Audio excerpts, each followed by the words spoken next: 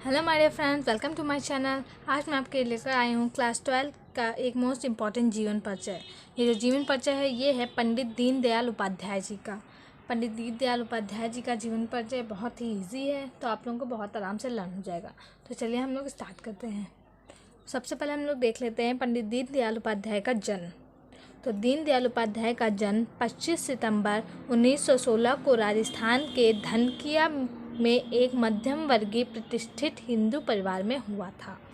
मतलब कि जो ये पंडित दीनदयाल उपाध्याय हैं, इनका जन्म 25 सितंबर 1916 ईस्वी में हुआ था। राजस्थान के धनकिया में एक बहुत ही प्रतिष्ठित हिंदू परिवार में हुआ था इनका। ये मिडिल क्लास वर्ग से बिलोंग करते थे। इसके बाद आ जाते हैं हम इनके माता पिता पे।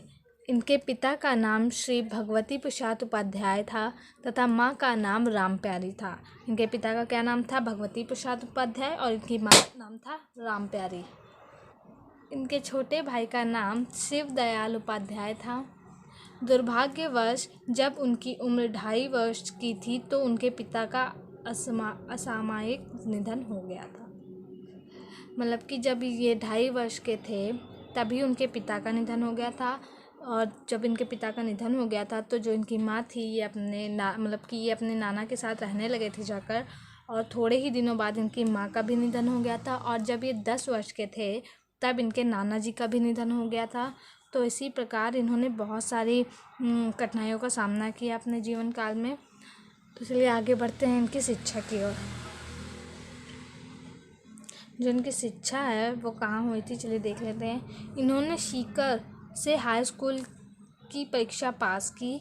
बुद्धिमान और उज्ज्वल प्रतिभा के धनी दीनदयाल को स्कूल और कॉलेज में अध्ययन के दौरान कई स्वर्ण पदक और प्रतिष्ठित पुरस्कार प्राप्त हुए। उन्होंने अपने स्कूल की शिक्षा जी.डी. बिरला कॉलेज पिलानी और स्नातक की परीक्षा कानपुर विश्वविद्यालय के सनातन धर्म कॉलेज से पूरी की। मतलब कि ये जो पंडित दीनदयाल उपाध्याय जी हैं ये छात्र थे तब ये बहुत ही होशियार और बुद्धिमान थे, जिसके कारणवश इन्हें बहुत सारे स्वर्ण पदक मतलब कि गोल्ड मेडल और बहुत सारे पुरस्कार प्राप्त हुए हैं। उन्होंने स्कूल की शिक्षा जी.डी. बिरला कॉलेज पिलानी से किया है और स्नातक की शिक्षा कानपुर विश्वविद्यालय के सनातन धर्म कॉलेज से पूरी की है। तो आई होप आपको समझ में आ रहा होगा। तो चलिए देख लेते हैं इनकी रचनाएं। तो इनकी रचनाएं में पहले देख लेते हैं इन्होंने कौन कौन सी पत्रिकाएं स्थापित की हैं। राष्ट्रधर्म, पांचजन्य तथा स्वदेश आदि, मतलब कि ये इनकी प्रमुख पत्रिकाएं हैं। और भी हैं तो वो देख लेते हैं। और इनकी अन्य रचनाएं देख लेते हैं हम लोग। सम्राट चंद्रगुप्त, जगत गुरु, शंकराचार्य, अखंड भारत क्यों है, राष्ट्र जीवन की समस्याएं, राष्ट्र चिंतन, राष्ट्र जीवन की दिशा आदि। ये अपनी अधिकतर पत्रिकाएं राष्ट्र के ऊपर लिखते थे, मतलब कि राष्ट्र के अंतर्गत क्या होना चाहिए क्या नहीं होना चाहिए, उसकी क्या समस्याएं हैं, सब कुछ। तो आपको ये बहुत आराम से लर्न हो जाएगा और ये बहुत इम्पोर्टेंट है। तो चलिए अब हम लास्ट हेडिंग देख लेते हैं। इनका निधन कब हुआ था?